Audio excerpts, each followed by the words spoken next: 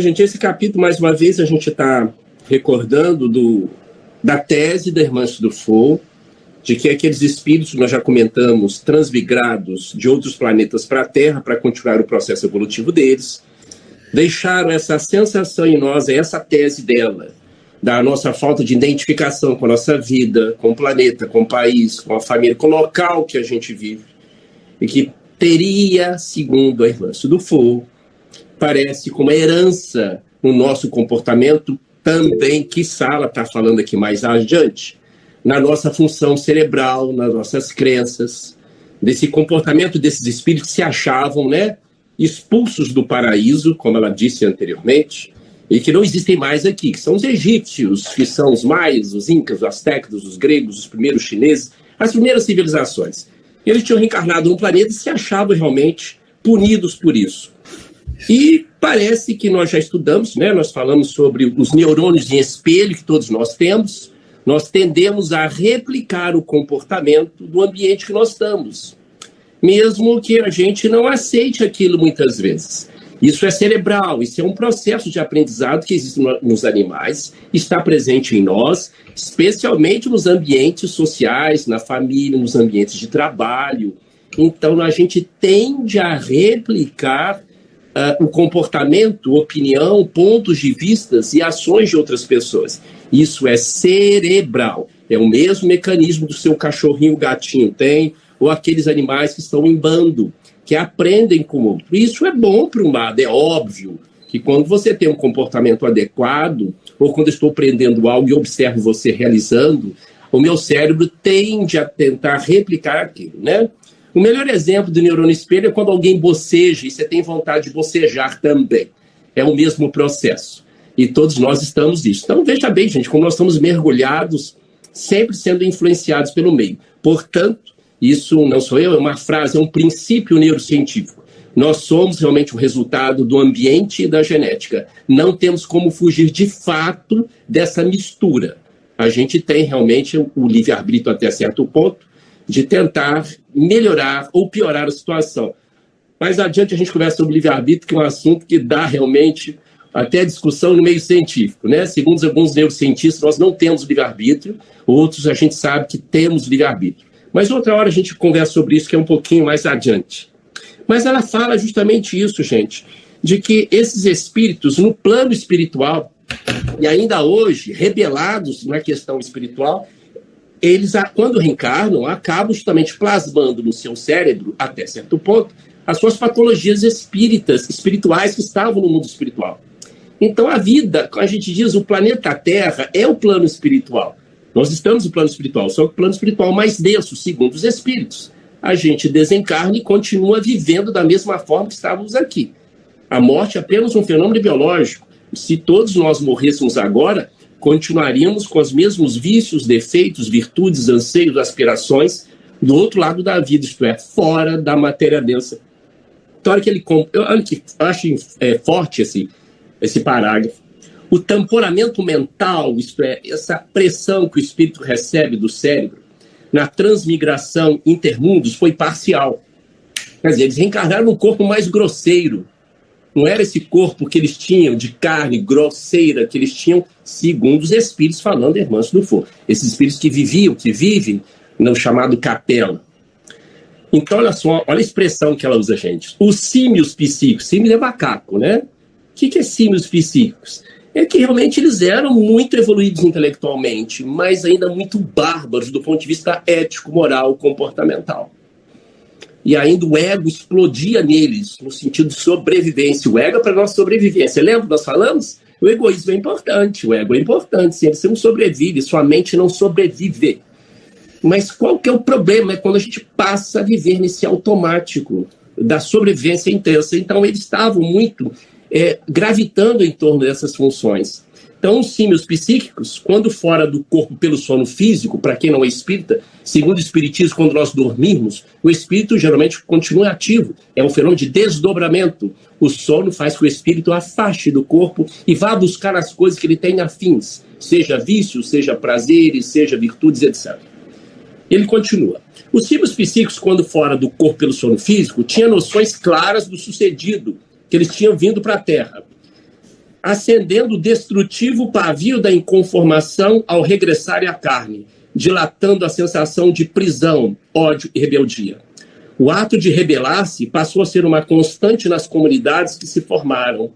Estamos falando de um tempo aproximadamente de 30 a 40 mil anos passados, lembrando que o Homo sapiens, gente, ele surgiu na Terra 300 mil anos atrás, o Homo sapiens. E o Homo sapiens moderno, vamos dizer assim, um pouco mais ou menos nesta época, segundo historiadores, tá?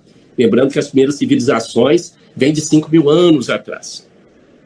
Então você vê que ela já fala algo que já é muito mais antigo do que talvez o livro Capela, né, o Exilado de Capela diz. Quer dizer, é muito tempo que esses espíritos estão sendo degradados para cá. Então eles têm jogado, vamos dizer, entre aspas, essa praga, entre aspas, né, essa questão da não aceitação da nossa vivência. Segundo essa tese, nós teríamos isso. E nós sabemos que o comportamento repetido, ele pode realmente gerar o que nós chamamos de uma mutação genética. E essa mutação genética, repetidamente nas gerações, pode realmente aí levar essa herança até para outros seres. Então, nós temos uma certa herança comportamental desses espíritos, da não aceitação. Nós perdemos o nosso Éden. Oi, alguém falou alguma coisa? Oi, Luísa. Mas esse comportamento ele vem de acordo com o que você falou dos neurônios de espelho, que isso foi se espelhando até criar essa herança comportamental? Seria isso, segundo a tese da irmã Truffaut? Nós estamos aqui pegando um gancho de neurociência, segundo sim. É isso que nós estamos entendendo, tá, Luísa? Porque realmente foi essa cultura toda que a gente traz até hoje. Por exemplo, só para vocês estudarem, até hoje nós temos influências fortes da cultura egípcia, grega, romana, hebraica. Vocês sabem disso, quem estuda história aqui, religião, sabe disso. Todos nós, na nossa casa, até na organização nossa, social, vem de todas as civilizações. Você fala, pô, Carlos, é muito bom, foi positivo, claro, mas nós trouxemos algumas questões culturais, éticas, de crenças, que não são, talvez, tão saudáveis e que estamos trabalhando sobre isso, né? Desde as questões aí de racismo, desde as questões justamente de cristalização de comportamentos, desde o comportamento de bando, que eu já falei, que foi muito acender o pavio das questões éticas, morais. Então, eu estou dando só um exemplo, como nós fomos influenciados por isso, né, Luiz? Então, eu fico imaginando de onde vem tudo isso. Isto é, a irmã Truffaut falando sobre isso. Então, eu vejo esse processo muito forte desses espíritos. Mas, assim, pode falar. É o seguinte, você podia só explicar a respeito do tamponamento mental? Para mim não ficou, assim, bem claro. É o esquecimento. Esquecimento, né? É o esquecimento das vidas anteriores. Tá. Uhum. Que é parcial. Entendi. Todos nós trazemos isso, né? O Espírito Emmanuel relata através do Chico, através de várias obras, que basta você fazer um estudo mais ou menos do que você mais ou menos para você saber quem você foi em outras vidas. Todos nós temos tendências, gostos, né? Medos, que não é completamente explicado pela cultura e pela família, e que realmente estaria nessas lembranças, né? Renato, a gente fala que isso é papo de espírita, né? O espírita tem mania de achar que ele veio de outros planetas, de outros países, né? Mas é verdade, muitas pessoas têm saudades inexplicáveis, né? Tem uma sensação de saudade ou de medo inexplicáveis. E que somente a transmigração das almas, somente a reencarnação, poderia justificar isso. Eu digo muito, gente, até nas minhas palestras, trocando ideias com os colegas que aceitam o espiritismo, que a neurociências e a neuropsiquiatria é capaz de explicar muitos fenômenos espirituais. Explicar de forma coerente, sólida, de forma bastante clara. É capaz de explicar. Mas não é capaz de explicar todos. Há muitos fenômenos, como a gente vai comentar, o fenômeno de experiência de quase morte. A neurociência é capaz de explicar perfeitamente, mas existem alguns aspectos do fenômeno que a ciência não é capaz de explicar, né? Como a emancipação da alma, aquela sensação de visão extrasensorial. Como é que pode a pessoa estar quase em morte, ela está parada, ela estava descrevendo em detalhe um outro quarto, outro cômodo que estava acontecendo algo em detalhe, ela volta para o corpo. Como é que pode isso? Como é que a ciência explica essa... Estou dando um exemplo, tá? Como é que a pessoa conseguiu enxergar, ouvir, ver uma cena em outro cômodo se o cérebro dela estava parado. Como é que pode isso? Então a neurociência é capaz de explicar realmente, de fato, quase tudo, mas nem todos os fenômenos. E vem muita coisa por aí ainda. Então, continuando, ela diz, surgem neste contexto emocional e psicológico, entre 10 e 20 mil anos atrás, as primeiras manifestações do perfeccionismo. É a nossa praga, gente, desculpa a expressão. Minha, sua, de todo mundo, né? É o perfeccionismo. O anseio neurótico de resgate do perfeito dentro da concepção dos anjos decaídos. Um litígio, isto é, uma briga, que essas almas deportadas assumiram com Deus para provar a grandeza que supunham possuir. O perfeccionismo hoje é considerado uma doença. Nós sabemos que perfeição é Deus. Nós temos várias condições ainda para chegar ao que a gente chamaria de excelência. Mas perfeccionismo é uma doença, sim, e trava muita gente boa, seja qualquer área que for, gente. Que a pessoa, quando tenta chegar à perfeição, ela não aceita errar. E o erro faz parte do processo de aprendizado, não tem como, né? Até o animal é assim, no seu voo, nos seus primeiros passos. Então, o perfeccionismo, ele passa a travar, mas muita gente boa, guardem isso. Eu, você, muitas vezes, nós deixamos de realizar algo ou desistimos de fazer algo justamente por essa disfunção chamada perfeccionismo, porque ele engessa a pessoa, ele cria um engessamento emocional e de crenças, em que você só pode fazer aquilo se for perfeito. A perfeição só existe no mundo da mente, tá, gente? Ele só existe nisso. Mas no mundo prático, no mundo real, ele não existe. Mesmo a natureza, ela tem pontos que é o equilíbrio, mas a gente não vai achar essa perfeição 100%. Então, essa deve ser uma das heranças deles, que eles queriam se igualar a Deus. E nós trazemos isso na nossa mente. É muito bacana isso. Não estou viajando na maionese, não. Mas nós temos Deus dentro de nós. O nosso cérebro é feito para a espiritualidade.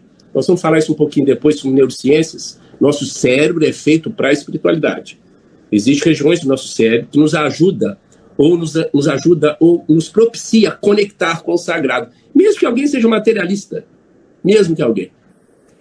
Isso, somente cultura não explica isso. Tá?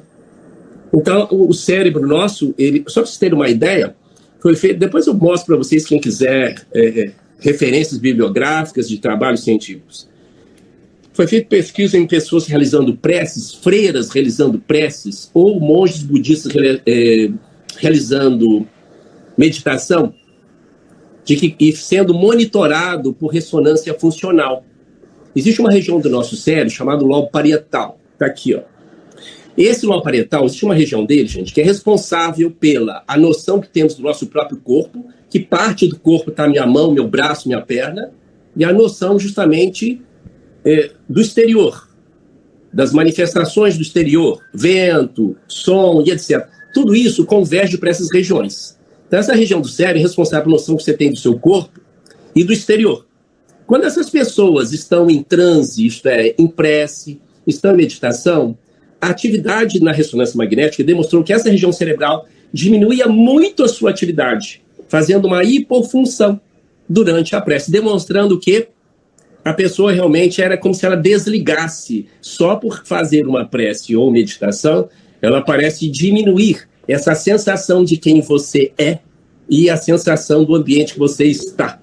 Você vendo que propicia, não estou querendo dizer que é um fenômeno espiritual, mas que propicia a ligação com o fora de você, o fora do eu. Então vocês veem que, eu posso citar também outros trabalhos sobre isso, de como o nosso cérebro, ele propicia a espiritualidade, a busca do sagrado. Né? Isso vem já desde os homens da pré-história, viu, gente? Desde os homens da pré-história. Há vários trabalhos arqueológicos, os homens da pré-história sempre buscavam, de certa forma, algo diferente. Eles já tinham cultos primitivos, acreditando que aquele ser que morreu precisava de cuidados. Tá? Já existia isso. Então, essa questão do perfeccionismo já surge nele. A questão de não errar, a questão que não posso errar. E o lado religioso, ele pode ser muito danoso nessa área. A religião é fantástica, gente, é maravilhosa, mas é muito cuidado com isso, porque quando a gente passa a ter um ideal, a gente tenta ser perfeccionista ou ter aquele ideal perfeito. Seja você torcedor do Flamengo, do Palmeiras, seja você justamente estudioso de matemática, seja você espírita, católico, protestante, budista, você vai querer ser perfeito naquele seu ideal. E quando a gente idealiza muito um comportamento, fica muito distante dele, da realidade. Então a gente nunca alcança o ideal, você está sempre correndo atrás do perfeccionismo. É igual aquele ratinho que você coloca a carne ou queijo para ele correr, e ele está sempre correndo naquela rodinha e nunca atinge aquilo, né? Então, realmente, existe uma distância enorme, infinita, entre um comportamento idealizado e um comportamento real. E é uma coisa que realmente a gente vive muito isso no dia a dia. Todos nós temos essa questão. Eu preciso fazer o meu melhor, ótimo, parabéns, mas nunca vai chegar à perfeição. A perfeição está no mundo da mente, no mundo mental. Eu queria comentar. Pode falar, Ângela. Você falou aí de religião, né? Eu lembro quando eu era católica, né? Eu fui católica há muitos anos, né? Só depois na adolescência que a gente encontrou o espiritismo, passou o espiritismo. Mas até então a gente confessava, né? Tinha aquele ritual de confessar com o padre. E eu lembro que eu era uma garotinha, então eu saía da igreja, eu nem olhava para os lados, tipo assim, estou totalmente pura. Então eu saía, nem olhava para os lados para não ter que errar novamente. Mas é claro que você dava mais alguns passos, primeira situação você já...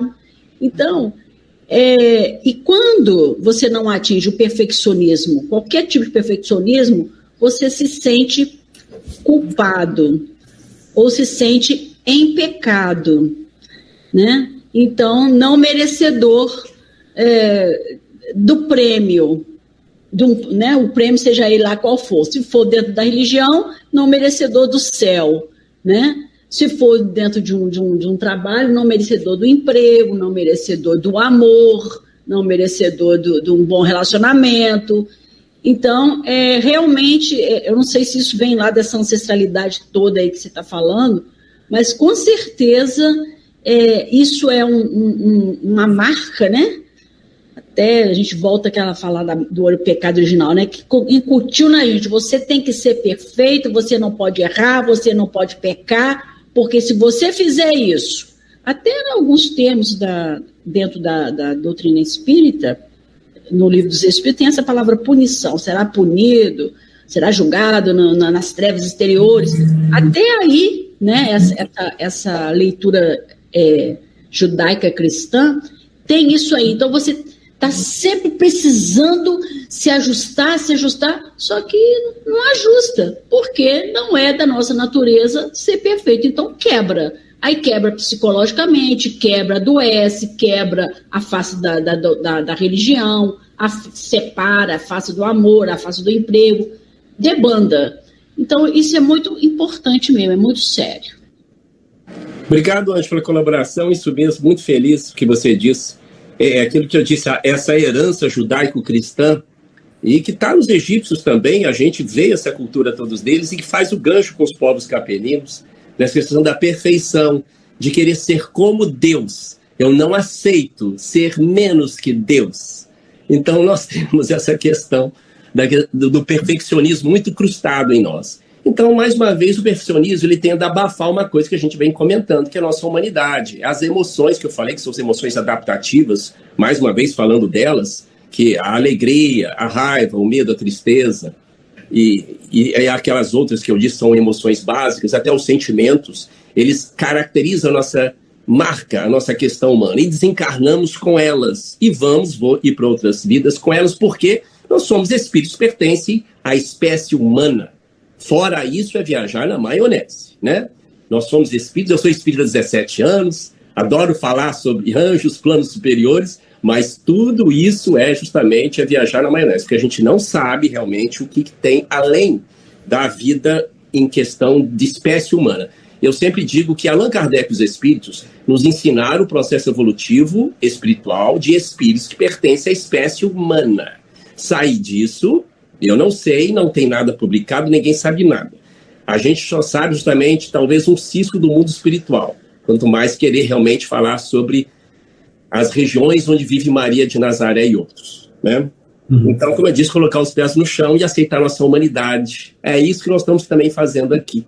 É abraçar a nós mesmos, fazer as pazes conosco e aceitar nossos erros, que, para falar a verdade, Joana de Ângeles, eu gosto da Joana de Ângeles nesse sentido, né?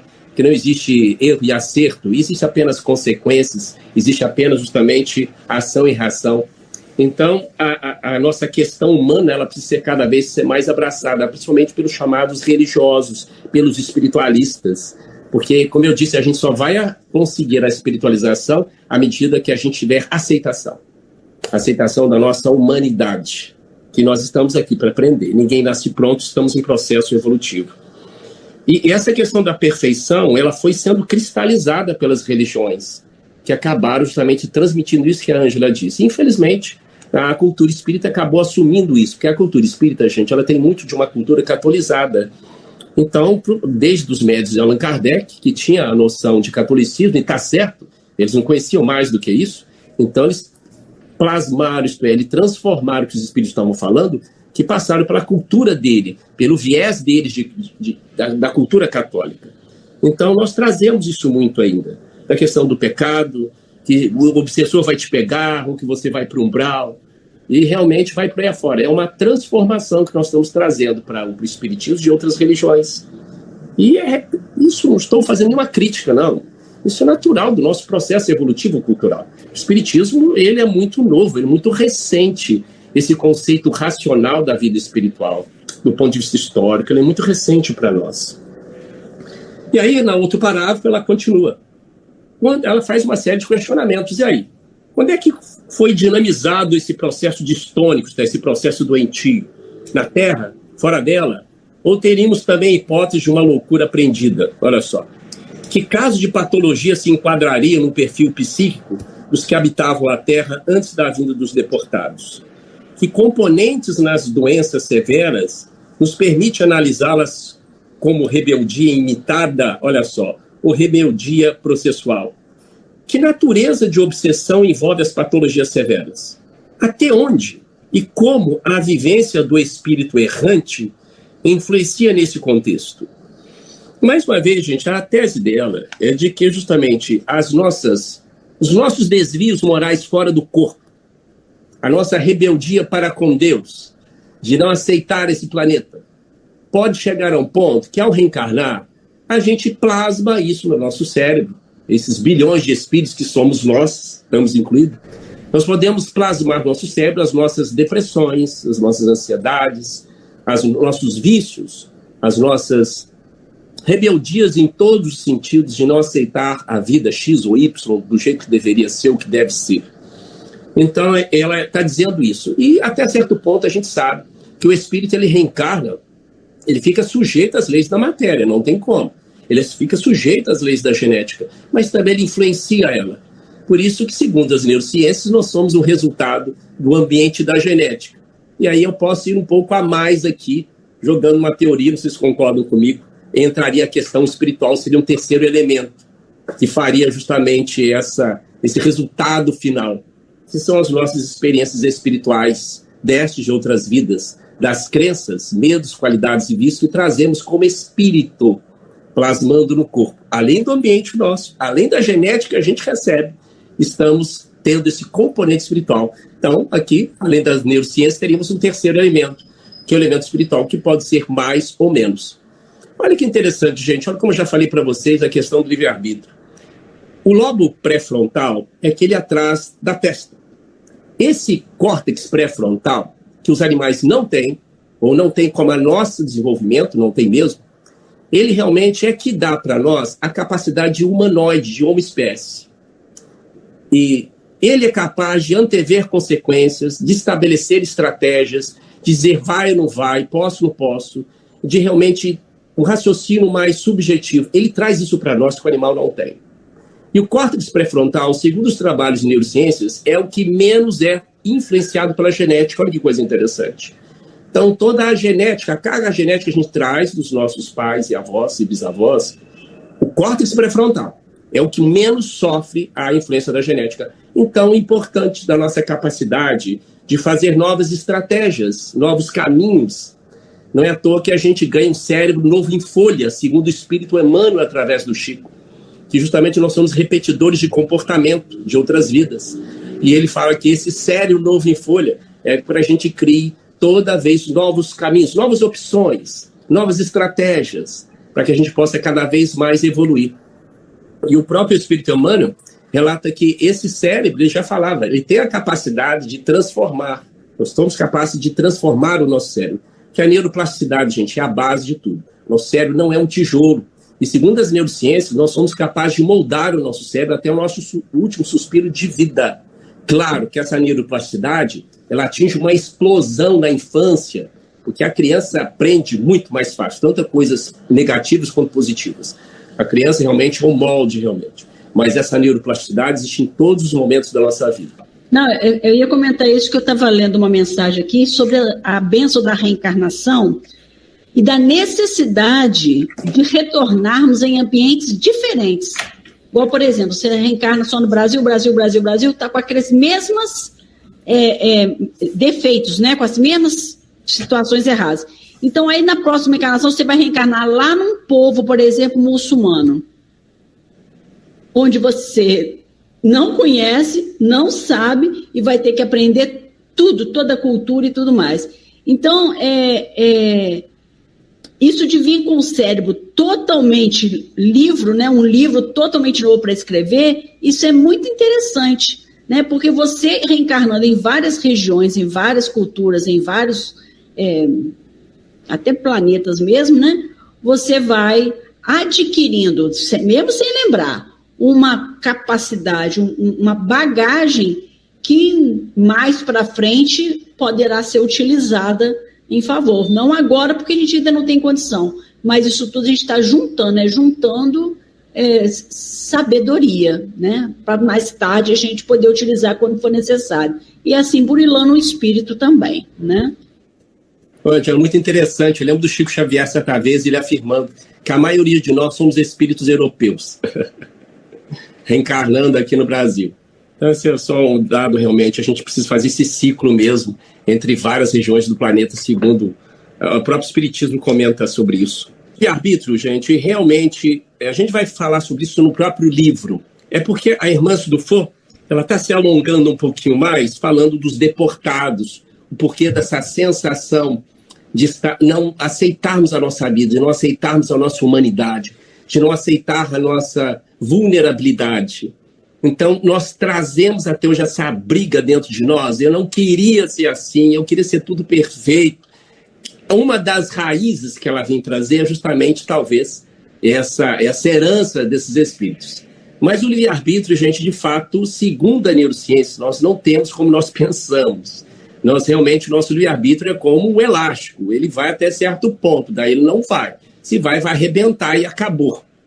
Então, é justamente isso. Então, só vocês meditarem, refletirem, que, de fato, ninguém tem 100% livre-arbítrio, mesmo que ache que tem. Exemplo, você vai numa loja comprar uma roupa. Tem lá 5, 6 opções de modelos de roupa. Você escolhe qualquer um, escolhe. Mas não existe só 6 modelos de roupa no planeta. Existem 50 mil, 70, 30 mil. Então, segundo os neurocientistas especializados na área de comportamento, ele fala que nós não temos o livre-arbítrio por causa que nós não temos capacidade ou acesso a todas as escolhas, entre isso a comportamentos. Como nós não conhecemos todos os comportamentos, nós não podemos escolher todas as opções. Por isso que estamos aqui evoluindo, aprendendo como agir diante das mais diversas situações. Então, só para vocês refletirem sobre isso, a nossa capacidade de livre-arbítrio ainda é limitada, e para segundos algum neurocientista ela não existiria. Mas depois eu entro sobre isso, mas só para a gente refletir, tá, gente? Como nós estamos aprendendo o que eles querem dizer. Se você acha que eu escolho o que eu quiser, tá, você escolhe o que você quiser, mas dentro de uma limitação, tá? Nós não temos esse repertório todo que a gente imagina na nossa frente. Estamos sempre aprendendo. Eu queria voltar ali no Piantra, no que você falou, só para ver se é isso que eu entendi. Você falou sobre a gente tem a parte do cérebro que a gente imita o outro, né? Como o bocejo, no caso, que você falou. Aí eu fiquei pensando na questão da criança. A criança também, né? Ela tem esse processo também? Tem a ver com essa questão dessa parte do cérebro? A criança, né, quando é pequenininha, ela começa imitando, ela vai aprendendo na imitação, não é assim? Exatamente, Esther, parabéns. Da criança, isso que eu disse, é uma explosão. A criança, a gente brinca que ela está te filmando o tempo todo, tá? Uhum. Fala o que os pais fazem, o que os pais não falam, Uhum. está assimilando isso. Então, todos nós que estamos aqui temos muitas condutas, muitos trejeitos, opções, pensamentos que foram dados pelos nossos pais. Isso é fatal, é vital. Uhum. Então, muitas formas que você age, até fobias, medos, defeitos, ou até algumas virtudes, é justamente daquela primeira infância do seu cuidador, tá? A gente depois pode falar para isso. Então, porque eu fiquei pensando na questão da encarnação que se completa aos 7 anos, né? A questão do perispírito e como é importante, então, a educação, né? A questão da educação na infância, tanto em casa como na escola. Fiquei pensando sobre isso. Parabéns, Esther. Sou professora, tá? Por isso que isso é um assunto que me interessa. Violento, é muito intenso, isso em todas as pessoas. Principalmente na primeira infância, 1, 2, 3 anos, isso é muito forte. A gente depois vai falar do cuidador e a criança, tá? Tá joia. Obrigada. A nossa personalidade é formada aí, no primeiro ano de vida, tá? Tá joia, obrigada. Neurônio espelho. Tá? É a capacidade de fazer estratégia, de estabelecer justamente novos caminhos, a capacidade de comparação, quer dizer, o animal não tem isso, a capacidade de abstração e tantas outras, tá? Então o animal não tem essa capacidade.